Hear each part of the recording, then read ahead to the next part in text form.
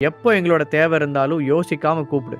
அலாவுதீன் விளக்க தேய்ச்ச உடனே வர பூதம் மாதிரி அடுத்த 10வது நிமிஷம் நாங்கள் உன் முன்னாடி நிற்போம் என தீபக் ஹரிஷின் தோள்களை தட்டி சிரித்து கொண்டே சொன்னான். எப்படியோ நீங்கள் 3 பேரும் பூதங்கிறத ஒத்துக்கிட்டீங்களே, அந்த அளவுக்கு சந்தோஷம். இப்போ நான் போய் அங்கே சந்தனாவுக்கு என்ன பிரச்சனை நடக்குதுன்னு பார்க்கணும். சொன்னபடி சேரை விட்டு அவசரமாக எழுந்தான் ஹரிஷ். பாஸ், எனக்கு ஒரு விஷயம் மட்டும் புரியல. நீங்கள் தான் உங்கள் ஃபேமிலி கம்பெனியை எடுத்து நடத்த ஆரம்பிச்சிட்டிங்களே, அப்புறம் ஏன் இன்னும் உங்களோட ஒய்ஃப் ஏஜே ஃபேமிலி மெம்பராகவே இருக்காங்க என்று ராபர்ட் கேட்டான். அதுக்கு சில பர்சனல் ரீசன்ஸ் இருக்குது ராபர்ட், இன்னொரு நாள் ஃப்ரீயாக சொல்கிறேன்.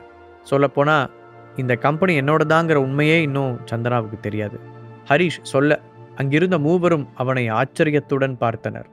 அவர்களின் கண்களில் இருந்த குவெஸ்டின் மார்க்கை புரிந்து கொண்ட ஹரிஷ், அதுக்கான நேரம் இன்னும் வரலன்னு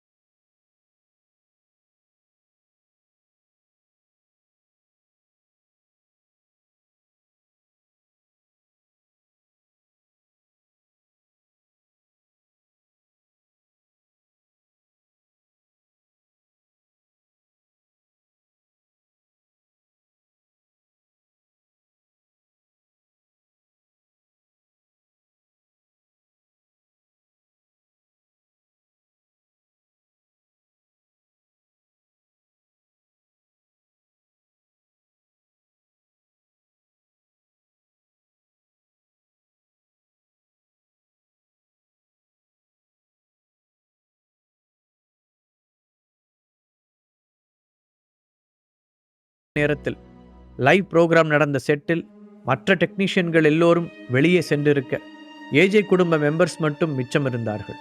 சந்தனா ஒரு குற்றவாளியைப் போல நடுவில் தலைகுனிந்து நிற்க மற்ற ஃபேமிலி மெம்பர்ஸ் அனைவரும் அவளை சுற்றி அமர்ந்திருந்தனர். திடீரென்று கார்த்திக் எழுந்து சந்தனாவை பார்த்து, சந்தனா, தியானா மீடியாவோட இந்த கான்ட்ராக்டை வாங்குறதுக்காக எவ்வளோ கஷ்டப்பட்டோன்னு எங்களுக்கு தான் தெரியும். அது எல்லாத்தையும் இன்னைக்கு நீ மொத்தமாக வேஸ்ட் பண்ணிட்ட. இப்போ நடந்த தப்புக்கு என்ன பதில் சொல்ல போற என்றார். அவனுடைய குரலில் சந்தனா மீதான வன்மம் டன் கணக்கில் வெளிப்பட்டது. குற்ற உணர்வுடன் நிமிர்ந்து பாட்டியை பார்த்த சந்தனா, சாரி பாட்டி, நான் இப்படி நடக்கும்னு எதிர்பார்க்கல.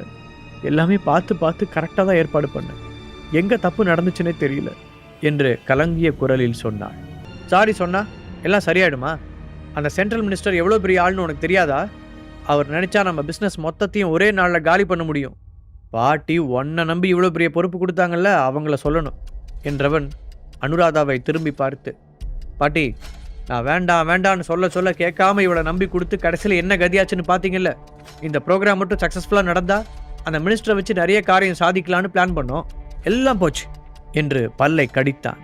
அனுராதா எதுவும் பேசாமல் இறுக்கமாக இருக்க, ஏன் பாட்டி எதுவும் பேச மாட்டேங்கிறீங்க? இது மாதிரி திரும்பவும் நடக்காமல் இருக்க நம்ம கம்பெனி ஒர்க்ஸ்லேருந்து இவளை சுத்தமாக விலகி இருக்க சொல்லுங்கள். அதுவும் முக்கியமாக தியானா மீடியாவோட இனிமே இவ எந்த கான்டாக்டும் வச்சுக்க கூடாது. இப்போ தியானா மீடியாவிலேருந்து ஏதாவது பிரச்சனை பண்ணாங்கன்னா நாம் என்ன பண்ண போகிறோன்னு வேற தெரியல என கார்த்திக் வேண்டுமென்றே அந்த பிரச்சனையை ஊதி பெரிதாக்கி அதற்கான மொத்த பழியையும் மறைமுகமாக சந்தனாவின் மீது சுமத்தினான்.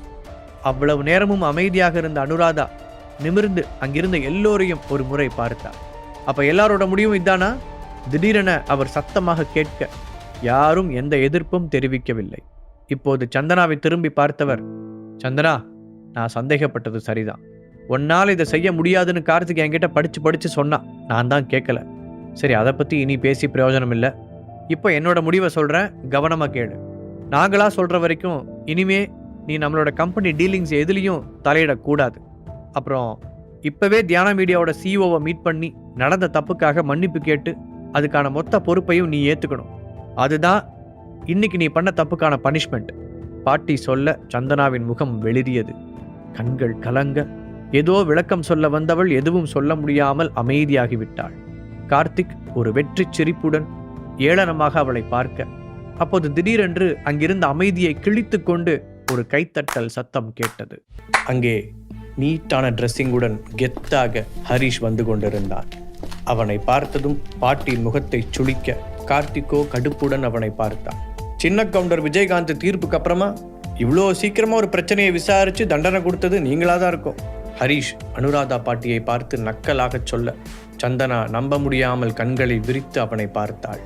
அவளை பார்த்து ரகசியமாக கண்ணடித்தவன், நீ பயப்படாத பேபி, நான் பார்த்துக்கிறேன் என்பது போல தலையசைத்து ஆறுதல் சொன்னான். ஆமாம், எங்கள் ஃபேமிலி மீட்டிங் நடக்கிற இடத்துல உனக்கு என்ன வேலை? நீ எப்படி இங்கே வந்த? கார்த்திக் எரிச்சலுடன் கேட்டான். ஹலோ, எக்ஸ்கியூஸ் மீ, இது ஒன்றும் உங்கள் வீடு கிடையாது. இங்கே நான் வரதை பற்றி கேள்வி கேட்குற ரைட்ஸும் உனக்கு கிடையாது. ஹரீஷ் முகத்தில் அடித்தது போல கூற கார்த்திக் வாயடைத்து போய் நின்றான். ஹரிஷை அடிப்பதற்காக ஒரு அடி முன்னால் எடுத்து வைத்தவன் பாட்டியின் பர்த்டே பார்ட்டியில் நடந்தது நினைவுக்கு வர அப்படியே பின்னால் நகர்ந்து நின்றான். இப்போ உனக்கு என்ன வேணும்? வேண்டா வெறுப்பாக கேட்டு கார்த்திக்கின் பாட்டி என்பதை நிரூபித்தார் அனுராதா. எனக்கு வேணுங்கிறத நீங்களே நினைச்சாலும் தர முடியாது. அதெல்லாம் சரி, நீங்கள் தான் பெரிய பாரிவள்ளல் பரம்பரை மாதிரி பேசுவீங்களே.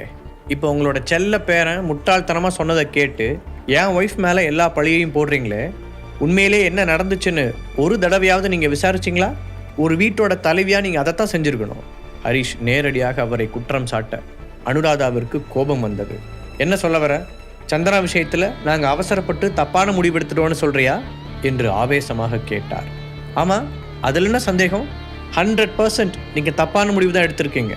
நடந்த பிரச்சனையில் என் ஒய்ஃப் மேலே எந்த தப்பும் கிடையாது, ஹரீஷ் அடித்து கூறினான். டே ஹரீஷ், ஒரு நிமிஷம் உன்னை சுற்றி பாரு. நீ சொல்கிறத இங்கே இருக்கிற யாருமே கேட்க தயாராக இல்லை. எப்படி யோசிச்சு பார்த்தாலும் நடந்த தப்புக்கு சந்தனா தான் காரணம். அவள் சரியாக ஏற்பாடு பண்ணியிருந்தா எதுக்காக இப்படி ஒரு பிரச்சனை வரப்போகுது? கார்த்திக் மீண்டும் குறுக்கே வர ஹரீஷ் அவனை தீயாய் முறைத்தான். ஆமாம், இந்த விஷயத்தை பாட்டி தானே விசாரிக்கணும். அவங்க தானே சந்தனா கிட்ட பொறுப்பை கொடுத்தாங்க. இப்போ நீயே ஆடு திருடவன் மாதிரி இடையில வந்து மேன்னு கத்திக்கிட்டு இருக்க. அப்போ இதுக்கும் உனக்கு ஏதாவது சம்மந்தம் இருக்கா? ஹரீஷ் கார்த்திக்கின் கண்களை உற்று பார்த்தபடி கேட்டான். ஹரீஷ் அப்படி கேட்ட உடனேயே கார்த்திக்கிடம் ஒரு பதற்றம் தெரிந்தது. எங்கள் ஃபேமிலியில் நடக்கிற ஒரு விஷயத்தில் நான் இன்வால்வ்மெண்ட் காட்டுறேன், அதை பற்றி உனக்கு என்ன? கார்த்திக்கும் பதிலுக்கு சொல்ல, நீ என்னத்தையோ காட்டிட்டு போ, ஆனால் நடந்த எல்லா தப்புக்கும் என் ஒய்ஃப் தான் காரணம்னு எதை வச்சு நீ உறுதியாக சொல்கிற? இந்த முறை ஹரீஷின் கேள்விக்கு பதில் சொல்ல முடியாமல் நிஜமாகவே ஆடு திருடியவன் போல திருதிருவென்று விழித்தான் கார்த்திக். சந்தனா காரணம் இல்லைன்னு நீ எதை வச்சு சொல்கிற? அவள் தான் அந்த ப்ரோக்ராமோட இன்சார்ஜ். இந்த ஒரு தப்புனால ஏஜே கம்பெனிக்கு எத்தனை பிரச்சனை வரப்போகுதுன்னு உனக்கு தெரியுமா? பாட்டி அவனை பார்த்து எரிச்சலுடன் கத்த, நடந்த பிரச்சனையில் சந்தனாவோட தப்பு எதுவுமே இல்லை, இது ஒரு திட்டமிடப்பட்ட சதின்னு நிரூபித்து காட்டினா என்ன பண்ணுவீங்க? ஹரீஷ் பதிலுக்கு கேட்டான். அடுத்த செகண்டே அந்த இடமே நிசப்தமாக அனைவரும் பெரும் அதிர்வுடன் அவனை பார்த்தனர். நீ வேணும்னே வம்பு பண்ணுறதுக்காக இங்கே வந்திருக்க. லூசுத்தனமாக பேசாமல் இங்கேருந்து கிளம்பிப்போ, கார்த்தி அவசரமாக சொன்னார். நீ தான் அதை பண்ணன்னு நான் ஏதாவது சொன்னேனா கார்த்திக்? அப்புறம் ஏன் நீ இவ்வளோ பதட்டப்படுற? ஹரீஷ் கார்த்திக்கை ஆழமாக பார்த்து கொண்டே கேட்டான். 2 பேரும் கொஞ்சம் அமைதியாக இருக்கீங்களா? அனுராதா பாட்டி இப்போது சத்தமாக கத்தினார். அவருக்கு ஹரீஷ் அங்கு வந்தது சுத்தமாக பிடிக்கவில்லை. அதோடு அவன் எப்போது பார்த்தாலும் அவருடைய பிரியமான பேரனுடன் சண்டைக்கு நிற்பதை பார்த்து அவருக்கு கோபமாக வந்தது. இங்கே பாரு, நான் உங்ககிட்ட ஆல்ரெடி வார்ன் பண்ணிட்டேன். இது எங்கள் ஃபேமிலி மேட்டர், இதில் நீ ஒன்றும் தலையிட வேண்டாம். உன் வேலை என்னவோ அதை பார்த்துட்டு போ என்று சொல்லியவர் அதற்கு மேல் அவருடன் பேசுவதற்கு எதுவும் இல்லை என்பது போல முகத்தை திருப்பிக் கொண்டார். இப்போ எல்லாரும் போய் அவங்கவுங்க வேலையை பாருங்க. கார்த்திக், நீ தியானா மீடியா கூட போய் பேச்சுவார்த்தை நடத்தி நம்ம கம்பெனிக்கு இதனால் பெரிய பாதிப்பு வராமல் பார்த்துக்கோ என்று ஃபைனலாக கார்த்திக்கிடம் கூறியவர் அங்கிருந்து கிளம்ப தயாரானார். பாவம், அங்கிருக்கும் யாருக்கும் தெரியாது ஹரீஷ் தான் தியானா மீடியாவின் CEO என்று. ஒரு நிமிஷம், ஹரீஷ் சொடக்கு போட்டு அழைக்க அங்கிருந்த எல்லோருமே அதை பார்த்து அதிர்ச்சி அடைந்து விட்டனர். இதுவரை யாருமே அனுராதா பாட்டியிடம் இப்படி நடந்து கொண்டதில்லை. அனுராதா கோபத்தில் சிவந்த முகத்துடன் அவனை ஏதோ திட்ட வர, அப்போது சரியாக வாசல் பக்கம் இருந்து எக்ஸ்கியூஸ் மீ என்று ஒரு பெண்ணின் வாய்ஸ் கேட்டது. எல்லோரும் அங்கே பார்க்க இப்போது ரித்திகா உள்ளே வந்து கொண்டிருந்தாள். அவளை பார்த்ததும் அனுராதா சட்டென முகத்தை மாற்றிக்கொண்டு, ஹாய் ரித்திகா, நானே உன்னை பார்க்க வரணும்னு நினச்சேன், அதுக்குள்ளே நீயே இங்கே வந்துட்ட, ப்ளீஸ் உட்காரு என சாஃப்டாக பேசினார். இல்லை பரவாயில்ல, நான் நிற்கிறேன் சொன்ன ரித்திகா ஹரீஷ் அங்கு நிற்பதை பார்த்தாள். ஆனால் அவனை தெரியாதது போல நின்று கொண்டாள். எப்படி இருந்தாலும் நாங்கள் உங்ககிட்ட மன்னிப்பு கேட்டாகணும். எங்கள் கம்பெனிக்கும் இது ரொம்ப பெரிய பிரச்சனை தான். நாங்கள் ஆல்ரெடி இதை பற்றி பேசி முடிச்சிட்டோம். இது எல்லாத்துக்குமே காரணம் சந்தனாவோட கவனக்குறைவு தான். இனிமேல் எங்கள் கம்பெனி மூலமாக உங்கள் கூட நடக்கிற ப்ரோக்ராம் எதுலேயும் அவளோட தலையீடு கண்டிப்பாக இருக்காது. அது எல்லாத்தையும் இனி என்னோட பேரன் கார்த்திக் பார்த்துக்குவான் என்று அனுராதா அவசரமாக கூறினார். இதை கேட்ட ரித்திகா திரும்பி சந்தனாவை பார்த்தாள். பாக்கெட் எஃப்எம் ஆப்பை டவுன்லோட் பண்ணி கிங் ஆடியோ சீரீஸை கேட்க ஸ்டார்ட் பண்ணுங்க.